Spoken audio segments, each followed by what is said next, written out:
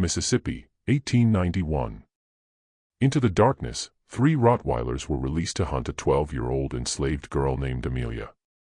The dogs were trained killers. They never failed. The plantation owner expected them back in an hour, maybe 2, dragging what remained of the child. But 8 hours passed. Then the dogs returned. What they brought back with them caused even the cruelest men on that plantation to step backward in shock. What happened in those 8 hours would expose a secret so devastating it would shake the foundation of everything they thought they knew. It began with a girl who wasn't supposed to exist. Amelia was born in 1879. That was 14 years after slavery ended in America. But on the Thornhill plantation in rural Mississippi, no one had told the enslaved people that freedom had come. The plantation sat deep in the backwoods, miles from any town, hidden behind thick forests and swampland. The nearest sheriff was paid to look the other way. Mail never came. Visitors never arrived.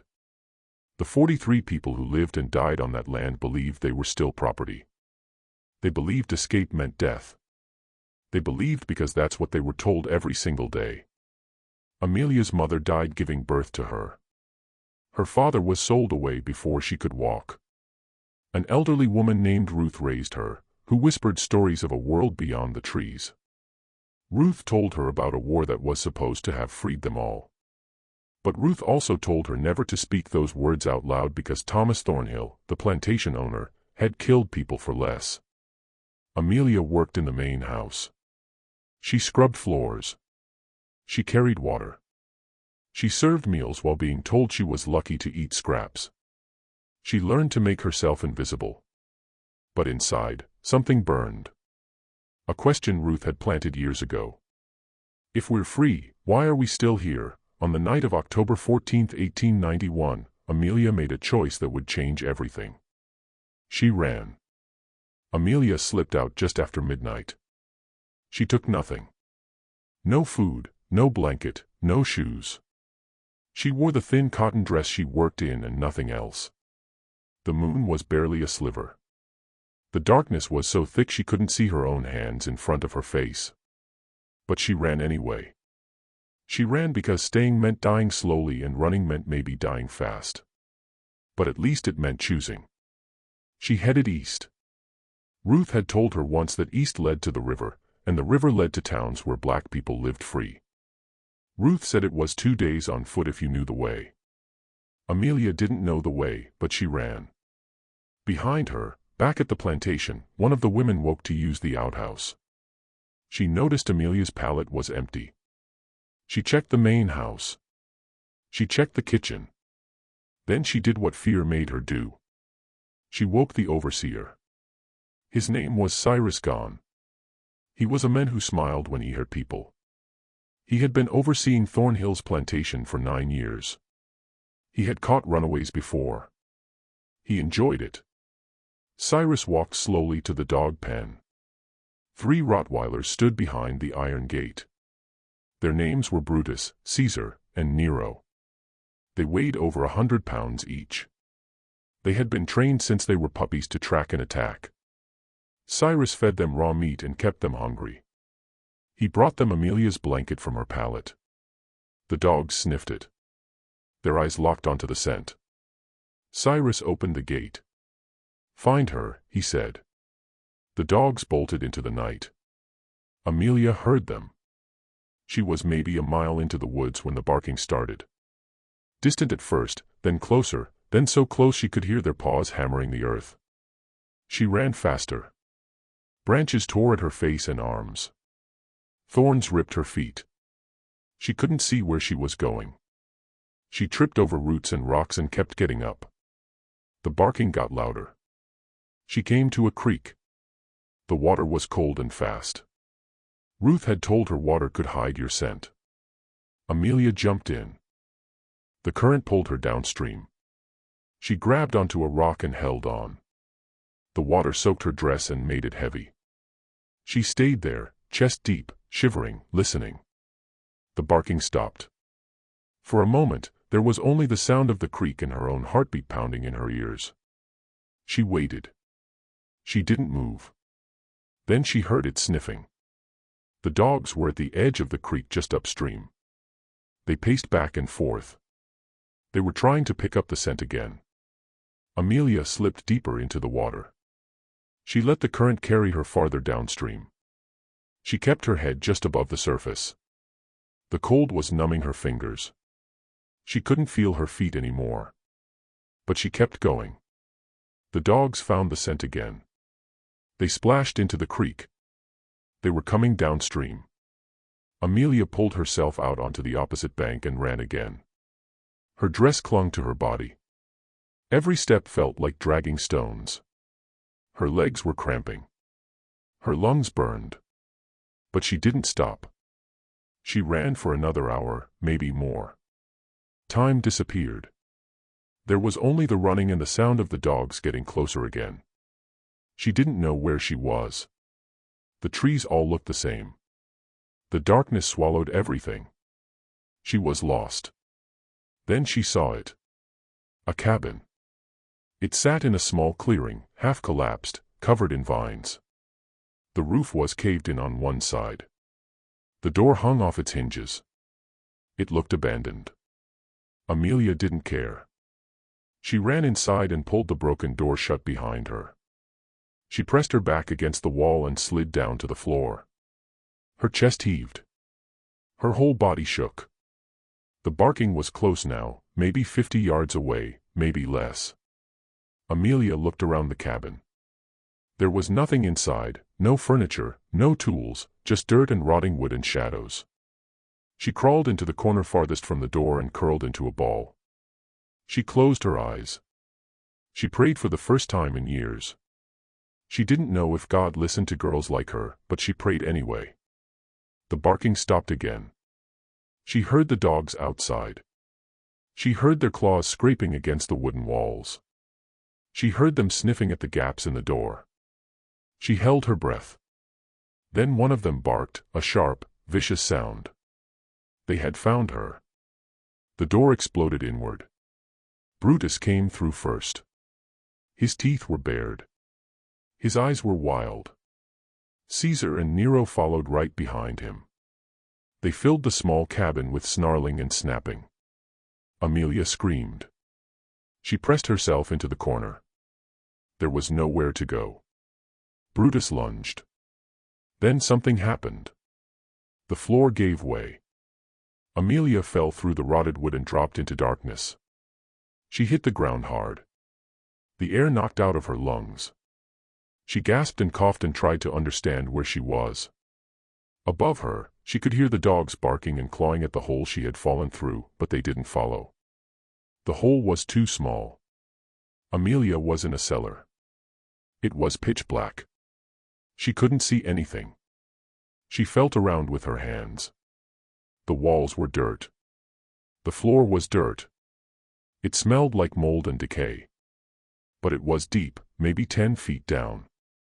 The dogs couldn't reach her. She sat there in the dark, shaking, listening to the dogs rage above her. Hours passed. The dogs didn't leave. They stayed at the edge of the hole, barking and growling. Amelia's body ached. Her feet were bleeding. Her dress was still wet and cold. She wrapped her arms around herself and waited. She didn't know what else to do. Then the barking changed. It got quieter, uncertain. The dogs were sniffing at something.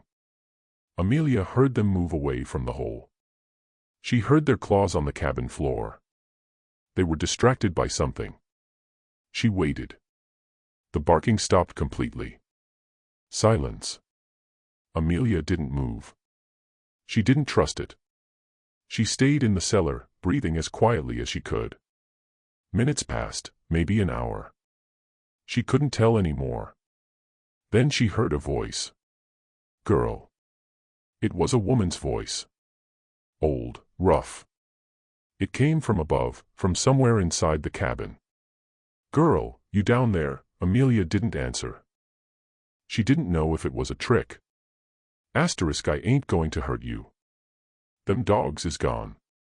You can come up now. Amelia's throat was too dry to speak. She swallowed hard. Who are you? She whispered. Asterisk someone who ain't supposed to be here neither. Come on up. I got water. Asterisk Amelia hesitated. Then she reached up and found a piece of wood sticking out from the wall. She used it to pull herself up. She climbed slowly, carefully, until she could see through the hole. A face looked down at her. An old black woman with silver hair and deep lines around her eyes. She reached down and helped pull Amelia out of the cellar. Amelia stood on shaking legs. She looked around the cabin. The dogs were gone. The woman stood in front of her holding a tin cup. Drink, the woman said. Amelia took the cup and drank. The water was warm, but it was the best thing she had ever tasted. She drank until the cup was empty. Where did the dogs go? Amelia asked. The woman smiled. It wasn't a happy smile. It was sad and knowing. I sent them away, she said. Asterisk how? Same way I've been sending away everything that comes looking for me. I know things. Things that scare dogs, things that scare men, too. Asterisk Amelia stared at her. Who are you? Asterisk my name is Esther. I've been living in these woods for near 40 years. I was enslaved once. A long time ago. I ran, asterisk. Asterisk they sent dogs after me, too. But I learned how to survive. I learned how to hide. And I learned how to fight back in ways they don't understand. Asterisk Amelia's legs gave out. She sat down hard on the floor. Are they coming back? She asked. Asterisk the dogs. No. I put something in the air they don't like. Old root magic. My grandmother taught me, asterisk. Asterisk but the men, they going to come eventually. They always do, asterisk what do I do? Esther knelt down in front of her. She put a hand on Amelia's shoulder. Asterisk you rest, then you keep running. But this time, you run smart. I'll show you the way. Asterisk Amelia slept for 2 hours on the dirt floor of that broken cabin. When she woke, dawn was breaking through the cracks in the walls. Esther sat near the door, watching the tree lean. She had a knife in her hand. It was old and rusted, but sharp. They'll come soon, Esther said without turning around. The dogs went back. The men will want to know why they came back without you. Amelia sat up. Her body screamed with pain. Every muscle was tight. Her feet were swollen and crusted with dried blood. She looked down at them and felt tears coming. She pushed them back down. How far is the river? Amelia asked. 2 days if you move fast. 3 if you don't. But you ain't going to the river. Amelia looked at her. Why not? Because they know that's where runaways go. They'll have men waiting there. You go to the river, you get caught. Or worse. Then where do I go? Esther finally turned to look at her. Her eyes were hard, but not unkind. Asterisk north. There's a settlement about 4 days from here. Free black folks. They don't ask questions. They don't turn people away. But the path is rough. Swamp land, gators, snakes. Most people don't make it, asterisk. Most people don't make it here either, Amelia said. Esther smiled a little. Asterisk you got some fire in you. Good. You'll need it, asterisk. Esther stood and walked to the corner of the cabin. She moved some loose boards and pulled out a small sack. Inside was dried meat, a piece of hard bread, and a tin of water. She handed it to Amelia. Asterisk this will get you through 2 days if you're careful. After that, you got to find food yourself. You know what plants you can eat, asterisk. Amelia shook her head. Esther sighed. Then you're going to learn fast or you're going to starve. She knelt down next to Amelia and started wrapping her feet with strips of cloth torn from an old blanket. The cloth was rough, but it was better than nothing. Why are you helping me? Amelia asked. Esther didn't answer right away. She tied off the cloth and sat back. Asterisk because somebody helped me once. A long time ago. And I swore if I ever got the chance, I'd do the same. That's all, asterisk. She stood up and walked back to the door. Asterisk, you need to go now. They're coming, asterisk. I can feel it. Amelia stood. Her legs still shook, but they held her. She took the sack and slung it over her shoulder. What about you, asterisk? I'll be fine. I always am, asterisk. Amelia walked to the door. She stopped and looked back at Esther. Thank you, Esther nodded. Asterisk, don't thank me yet. Thank me when you make it, asterisk. Amelia stepped out of the cabin and into the woods. The morning air was cool. Birds were starting to sing. For a moment, it almost felt peaceful. Then she heard it. Voices. Men's voices. They were far away, but getting closer. She ran. Esther watched her disappear into the trees. Then she turned and walked back into the cabin. She sat down in the center of the room and waited. She had done this before. She knew what was coming. 15 minutes later, Cyrus Gone arrived with 5 other men. They had guns and torches even though it was daylight. They surrounded the cabin. Cyrus kicked the door open and stepped inside. He saw Esther sitting there calm as anything. Where is she? He demanded. Where's who? Esther asked. Cyrus raised his rifle and pointed it at her face. The girl. Asterisk, the dogs tracked her here. Where is she? Asterisk. Esther looked at him like he was a child throwing a tantrum. Asterisk, ain't no girl here, just me. And I've been here alone for years. Your dogs must have lost the scent. Asterisk. Cyrus looked around the cabin. He saw the hole in the floor. He walked over and looked down into the cellar. It was empty. He turned back to Esther. You're lying, asterisk. Believe what you want. Don't make it true, asterisk. One of the other men stepped forward. Asterisk. Cyrus, we're wasting time. The girl's long gone. Let's go, asterisk. Cyrus stared at Esther for a long moment. Then he lowered his rifle. If I find out you helped her, I'll come back and I won't be kind. Esther said nothing. Cyrus and his men left. Esther listened to their footsteps fade into the distance. Then she stood up, grabbed her knife, and walked out the back of the cabin. She had her own running to do now. Amelia moved through the woods as fast as her broken feet would let her. The cloth wrappings helped, but every step still hurt. She followed the direction Esther had pointed her toward, north, toward the swamp, toward something that might be freedom or might be death. She didn't let herself think about it too much. By midday, the trees started to change. They grew thicker, darker. The ground became soft and wet. She could smell the swamp before she saw it. It smelled like rot and standing water and things that had died a long time ago. She stopped at the edge of the swamp and stared. It stretched out in front of her like a black mirror. Trees rose out of the water, their roots twisted and gnarled.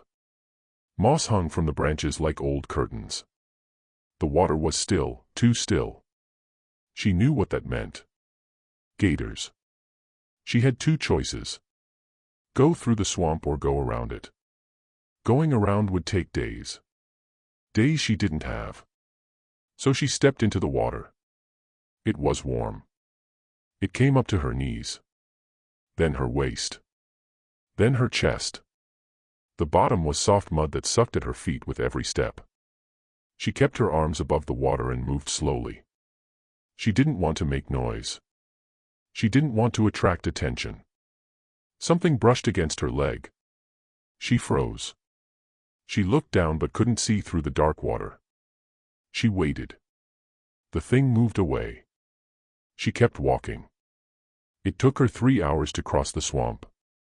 When she finally pulled herself onto dry land on the other side, she collapsed. Her whole body was shaking. The cloth wrappings on her feet had come loose and floated away somewhere in the water. Her dress was covered in mud and slime. She smelled like death. She lay there for a long time. The sun was setting. She knew she needed to move. She knew she needed to find shelter before dark, but her body wouldn't respond. She was so tired, so hungry, so broken. Then she heard something. Footsteps. She forced herself to sit up. A figure emerged from the trees. A man. He was black, tall. He carried a rifle. Amelia's heart sank. She tried to stand, but her legs wouldn't work. The man stopped a few feet away from her. He looked her up and down. "You running?" he asked. Amelia didn't answer. She didn't know if she could trust him. "It's all right," he said. "I ain't going to hurt you." "I'm running too." He lowered his rifle and set it on the ground. Then he sat down across from her. My name's Marcus. I've been free for 6 months now. I'm heading north to the settlement. You headed that way, too? Amelia nodded slowly. How far? She asked. 3 more days if we move steady. Less if we push hard, But you look like you ain't got much push left in you. I'll make it, Amelia said. Marcus studied her face. Then he reached into his pack and pulled out a piece of dried fish. He handed it to her. Eat. You ain't going to make it anywhere on an empty stomach. Amelia took the fish and ate. It was salty and tough, but it was food. She ate slowly, savoring every bite. Where'd you come from? Marcus asked. Thornhill Plantation. Marcus's face changed. He looked surprised, then angry. Thornhill. That place is supposed to be abandoned. Everybody knows the war freed the slaves 30 years ago. Not there, Amelia said. Nobody told us. Nobody came. We didn't know. Marcus stared at her. How many people still there? 43. Maybe less now. People die.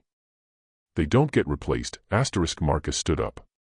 He paced back and forth. He looked like he wanted to break something. That son of a, he stopped himself.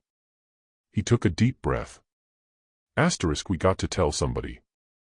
When we get to the settlement, we got to tell somebody, They won't believe us, Amelia said. Nobody ever believes us. They will because I'll make them. Amelia looked at him. She wanted to believe him. She wanted to believe that someone would care. But she had learned a long time ago that wanting something didn't make it true. Marcus sat back down. We'll rest here tonight. Move at first light. I'll keep watch. You sleep, I can't sleep, Amelia said. Every time I close my eyes, I hear the dogs. The dogs are gone. They always come back. Marcus didn't argue with her. He just nodded. Then we'll stay awake together. They sat in silence as the sun disappeared and the darkness came. The woods filled with sounds. Crickets, frogs, owls, things rustling in the bushes. Amelia jumped at every noise. Marcus stayed calm. He had been doing this longer than her. He knew which sounds mattered and which didn't. Around midnight, Marcus spoke. You got family back there? No, they're all gone. Dead or sold, I don't know which. I'm sorry. Don't be. I'm out now. That's all that matters. Marcus looked at her. You're strong. Stronger than most people I've met. You're going to make it. You don't know that. Yeah, I do. Amelia didn't respond. She pulled her knees to her chest and stared into the darkness. Somewhere out there, Cyrus and his men were looking for her. Somewhere out there, the dogs were resting, waiting to be sent out again. Somewhere out there, 42 people were still living in chains, believing that's all there was. She thought about Ruth. She wondered if Ruth knew she had run. She wondered if Ruth was proud or terrified, or both. She wondered if she would ever see her again. She didn't let herself cry. Crying didn't help. It just made you weak, and she couldn't afford to be weak. Not now, not ever. As the night wore on, exhaustion finally won. Amelia's eyes closed. She slept sitting up, her head resting on her knees. She dreamed of dogs with red eyes and men with guns and a river she could never reach. When she woke, Marcus was shaking her shoulder. We got to go, he said. Asterisk now. What's wrong? Asterisk asterisk I heard voices about a mile back. They're coming this way, asterisk Amelia stood. Her feet screamed. She ignored them. How many? Asterisk don't know. At least 3, maybe more, asterisk they grabbed their things and started moving fast. The sun was just starting to rise. The woods were gray and shadowy. They moved north, pushing through thick brush and over fallen trees. Behind them, the voices got louder. Asterisk there, I see tracks. This way, asterisk Amelia and Marcus ran. Her feet were bleeding again. Every step left a red mark on the ground. She knew they could follow that. She knew they were leaving a trail, but there was nothing she could do about it. They came to a ravine. It was deep and narrow with steep sides. A small stream ran at the bottom. Marcus looked at Amelia. We got to jump, I can't, asterisk yes, you can. On 3. 1. 2. 3, asterisk they jumped. Amelia hit the ground hard and rolled. Pain shot through her ankle. She bit down on her tongue to keep from screaming. Marcus landed next to her and immediately pulled her to her feet. Keep moving, they stumbled along the bottom of the ravine, splashing through the stream. The water was cold. It felt good on Amelia's burning feet. They moved as fast as they could, but Amelia was slowing down. Her ankle was swelling. She was limping badly. Behind them, they heard the men reach the edge of the ravine. They went down there, asterisk go around. Cut them off. Asterisk Marcus cursed under his breath. He looked at Amelia. Can you climb? She looked at the steep walls of the ravine. I don't know. Asterisk try. Asterisk they found a spot where the wall was slightly less steep. Marcus climbed up first, then reached down to pull Amelia up. She grabbed his hand and tried to climb. Her feet slipped on the wet rocks. She fell back down. She tried again. This time she made it halfway up before her ankle gave out. She fell again. The voices were getting closer. I can't, Amelia said. Asterisk, go without me. Asterisk asterisk, no, you have to. Asterisk. Asterisk, tell them about Thornhill. Tell them what's happening. Make them listen. Asterisk Marcus climbed back down into the ravine. He grabbed Amelia by the shoulders. Asterisk I ain't leaving you. We both make it or neither of us does. Now get up, asterisk Amelia looked into his eyes. She saw something there she hadn't seen in a long time. Determination, hope, belief. She got up. Marcus helped her climb. It was slow, painful, but they made it to the top. They pulled themselves over the edge and kept running. The voices behind them were close now, so close she could hear individual words. Asterisk I see them. Don't let them get away, asterisk a gunshot rang out. The bullet hit a tree next to Amelia's head. Bark exploded. She ducked and kept running. Another shot. This one went wide. They were firing blind, shooting at movement through the trees. Then they broke through the tree line. In front of them was a clearing. And in the clearing were houses, real houses with smoke coming from chimneys. People were outside working in gardens, hanging laundry. They stopped what they were doing and stared. Amelia and Marcus stumbled into the clearing. Behind them, the men burst through the trees, 3 of them. They saw the settlement and stopped. One of them raised his rifle. Asterisk those 2 are runaways. They're our property, asterisk an old man stepped forward from the crowd. He was black with white hair and a beard. He walked with a cane, but his voice was strong. Asterisk ain't no property here, just free people. And you're trespassing, asterisk we got a right to our, you got a right to leave right now before I get my rifle. More people stepped forward. Men and women. Some held tools. Some held guns. They formed a line between the 3 men and Amelia and Marcus. The 3 men looked at each other. They were outnumbered. They knew it. "This ain't over," one of them said. "Yes, it is," the old man replied. The three men backed away slowly. Then they turned and disappeared into the woods. Amelia's legs finally gave out completely. She fell to the ground. Marcus knelt beside her. The old man walked over and looked down at them. "Where y'all come from?" "Thornhill Plantation," Marcus said, and there's 40 more people still there who need help. The old man's face went hard. Thornhill. That place is supposed to be gone. It ain't, and they're keeping people enslaved, pretending the war never happened. Pretending freedom never came, the crowd murmured. The old man looked at Amelia. "That true, girl?" Amelia nodded. She couldn't speak. She was too exhausted, too broken. The old man turned to the crowd. Get the sheriff. Get the federal marshal.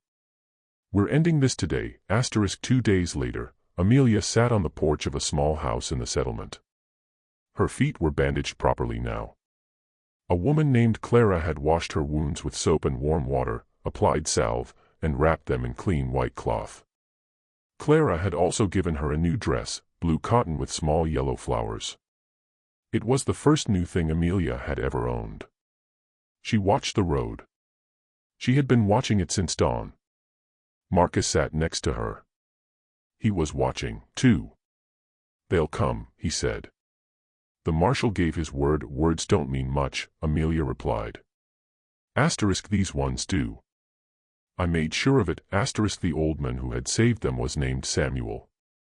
He had been born enslaved in Alabama. He escaped when he was 16 and made it north. After the war ended, he came back south and helped build this settlement.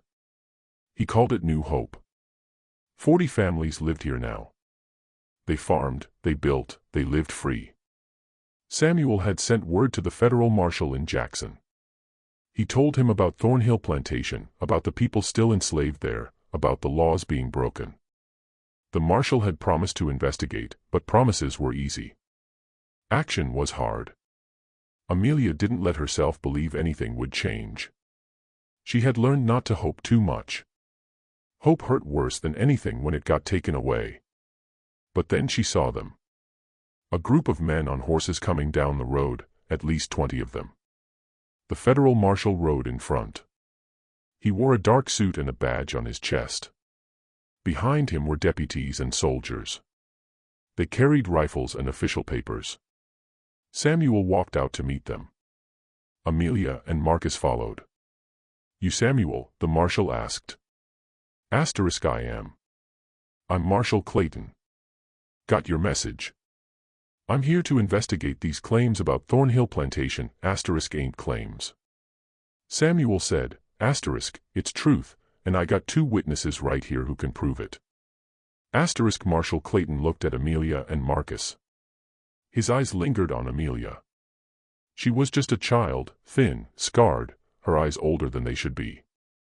"You're from Thornhill?" he asked her. "Yes, sir." And you say people are still being held there as slaves?" Yes, sir. 42 of them, maybe 41 now if they punished anyone for me running. The marshal's jaw tightened. He turned to his men. Mount up. We ride now, I'm coming with you, Marcus said. Me, too, Amelia added. The marshal looked at her. Girl, you don't need to, yes, I do. Those people are my family, They need to see that somebody came back. They need to see that somebody cared, The marshal studied her for a moment. Then he nodded. All right, but you stay behind us. This could get ugly, They gave Amelia and Marcus horses. Amelia had never ridden before, but she learned fast. The group rode south toward Thornhill Plantation. It took most of the day. As they got closer, Amelia's heart started pounding. She didn't know what they would find. She didn't know if anyone was still alive. They reached the plantation just before sunset. The place looked exactly as she remembered. The big white house on the hill, the small shacks behind it, the fields stretching out in every direction. Smoke rose from the chimneys. People were still there. Marshal Clayton raised his hand. Everyone stopped. Asterisk spread out. Surround the property. Nobody leaves until I say so. Asterisk. The men moved into position. The marshal rode up to the main house with 6 deputies behind him. Amelia and Marcus stayed back, but close enough to see. Thomas Thornhill stepped out onto the porch. He was a large man with a red face and gray hair. He held a glass of whiskey in one hand. He looked at the marshal and smiled. "Can I help you, gentlemen?" Asterisk. I'm Federal Marshal Clayton. I'm here to investigate reports of illegal enslavement on this property. Asterisk. Thornhill's smile didn't move. I don't know what you're talking about. Asterisk. I run a farm here. My workers are paid employees. Asterisk. Asterisk. Is that so? Then you won't mind if I speak with them. Asterisk. Asterisk. Not at all. But you're wasting your time. Asterisk. The marshal dismounted and walked toward the shacks behind the main house. Amelia followed at a distance. Her heart was beating so hard she thought it might break through her chest. The people were gathering outside now. They had heard the horses. They had seen the men with guns and badges. They stood in a group, silent, afraid. Amelia saw faces she knew. Ruth was there. She looked older, thinner, but alive. Ruth saw Amelia and her eyes went wide. The marshal stepped forward. My name is Marshal Clayton. Asterisk. I'm a federal officer. I need to ask you all some questions. Are you being held here against your will? Asterisk. Nobody spoke. They looked at each other. They looked at Thornhill standing on his porch. They looked at Cyrus Gahn, who had appeared from somewhere with his rifle. Are you free to leave whenever you want? The marshal asked. Still silence. Asterisk. Are you paid for your work? Asterisk. Nothing. Amelia couldn't take it anymore. She stepped forward. They're scared, she said loudly. Asterisk. They're scared because if they tell the truth, they'll be punished. They've been punished their whole lives for telling the truth. Asterisk. She walked toward the group. Ruth reached out and grabbed her hand. Amelia, Ruth whispered. Asterisk. Child, what are you doing? Asterisk. What I should have done a long time ago. Amelia turned to face Marshal Clayton. Asterisk. These people have been enslaved here since before I was born. Mr. Thornhill's father started it. He kept us hidden. He told us the war never ended. He told us we were still property. He beat us. He worked us. Asterisk. Asterisk. He killed people who tried to run. I'm only 12 years old and I've seen 6 people murdered here. 6 people buried in unmarked graves in those woods. Asterisk. The marshal's face went pale. That's a lie, Thornhill shouted from the porch. Asterisk. That girl is a liar and a thief. She ran away and now she's trying to cause trouble. Asterisk. If it's a lie, Amelia said. Asterisk. Then why did you send dogs to kill me? Why did Cyrus Gahn hunt me like an animal? Why do these people have scars on their backs from whips? Asterisk. She turned to Ruth. Show him. Ruth hesitated. Then slowly she turned around and lifted the back of her shirt. Her back was covered in thick raised scars, old ones and new ones. Years of beatings carved into her skin. One by one, others turned and showed their backs. Men, women, even children. All marked, all broken. Marshal Clayton's hands balled into fists. Mr. Thornhill, he said quietly. You're under arrest. Asterisk. For what? These people work for me. Asterisk. For illegal enslavement, for kidnapping, for murder, and for violating the 13th Amendment of the United States Constitution. Thornhill threw his whiskey glass. It shattered on the porch steps. Asterisk. You can't do this. This is my property. These are my, asterisk. These are human beings, the marshal interrupted. Asterisk. And they're free. They've been free since 1865. And you've been breaking federal law for 30 years. Asterisk. He nodded to his deputies. Arrest him and arrest that overseer, too. Cyrus Gahn tried to run. He didn't make it 10 feet before 2 soldiers tackled him to the ground. Thornhill was dragged off his porch in handcuffs. He screamed and cursed the whole way. The people from the shacks watched in stunned silence. Then someone started crying. Then someone else, then everyone. They weren't sad tears. They were something else. Relief, disbelief, fear, joy, all mixed together. Ruth pulled Amelia into her arms and held her tight. "You came back," Ruth whispered. "You came back for us." "I promised myself I would," Amelia said. If I made it, if I survived, I'd come back. The marshal approached them. "Miss, I'm going to need statements from everyone here. It's going to take time, but I promise you, justice will be served. These men will face trial, and all of you will be compensated for what was done to you. We don't want money," Ruth said. "We want to be left alone to live our lives. You'll get that, too. I give you my word. Over the next 3 days, the marshal and his men documented everything. They took statements. They found the graves in the woods. They collected evidence. They arrested 3 more men who had helped Thornhill maintain his illegal operation. The people of Thornhill Plantation were given 2 choices. They could stay and work the land as free people with ownership rights, or they could leave and go wherever they wanted. Most chose to stay. It was the only home they had ever known. But now it would be theirs. Samuel helped them set up a council to govern themselves. He helped them file the legal paperwork to claim ownership of the land. He helped them understand what freedom actually meant. Amelia chose to stay, too. Not at Thornhill. She couldn't live there anymore. Too many ghosts. Too many memories. But she stayed at New Hope. Clara and her husband took her in. They treated her like a daughter. Marcus stayed, too. He and Amelia became close friends. He taught her to read. She learned fast. Within 6 months, she could read better than most adults. She read everything she could find: books, newspapers, legal documents. She wanted to understand the world. She wanted to make sure no one could ever lie to her again. Thomas Thornhill's trial took place 8 months later. Amelia testified. So did Ruth. So did 12 other people from the plantation. The jury deliberated for less than 2 hours. Guilty on all counts. Thornhill was sentenced to 20 years in prison. He died there after 18 months. Heart attack. Cyrus Gahn got 15 years. He served 12 before being released. He disappeared after that. Nobody knew where he went. Nobody cared. The 3 Rottweilers were never found. Some people said they ran wild in the woods. Others said they were put down. Amelia never asked. She didn't want to know.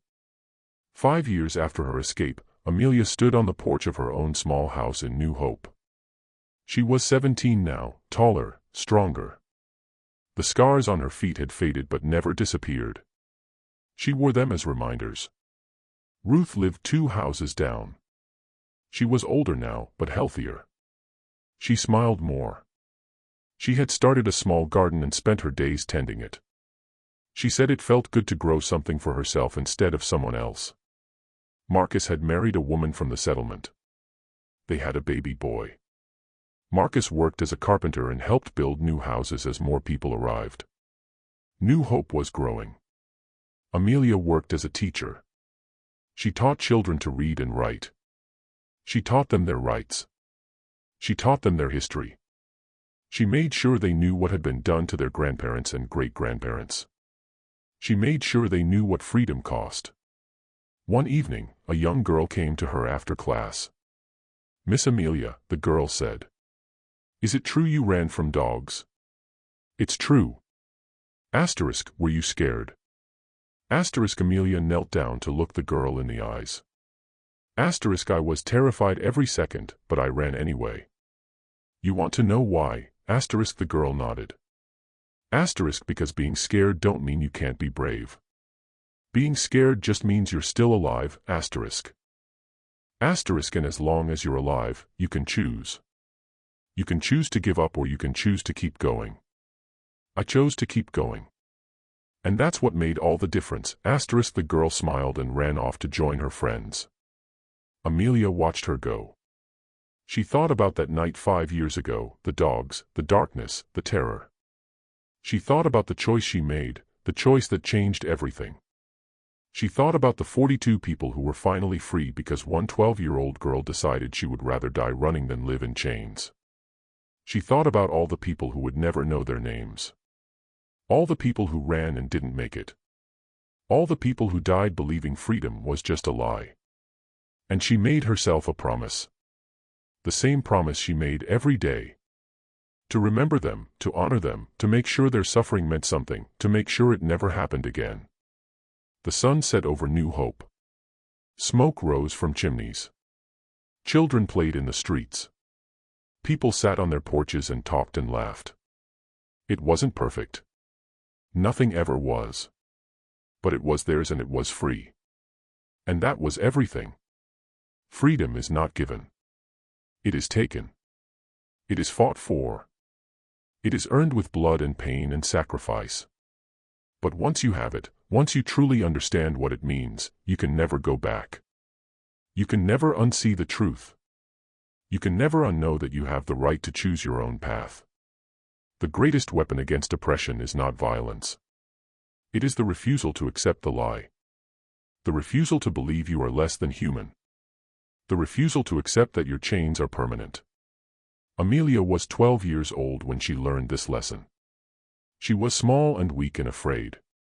But she had something her captors could never take away, the knowledge that she deserved better and the courage to act on it.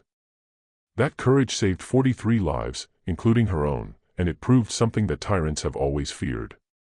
That one person, armed with nothing but truth and determination, can break a system built on lies. Amelia ran into darkness, not knowing if she would survive. But she ran toward light, toward freedom, toward hope, and she made it. Not because she was special, but because she refused to accept that she wasn't.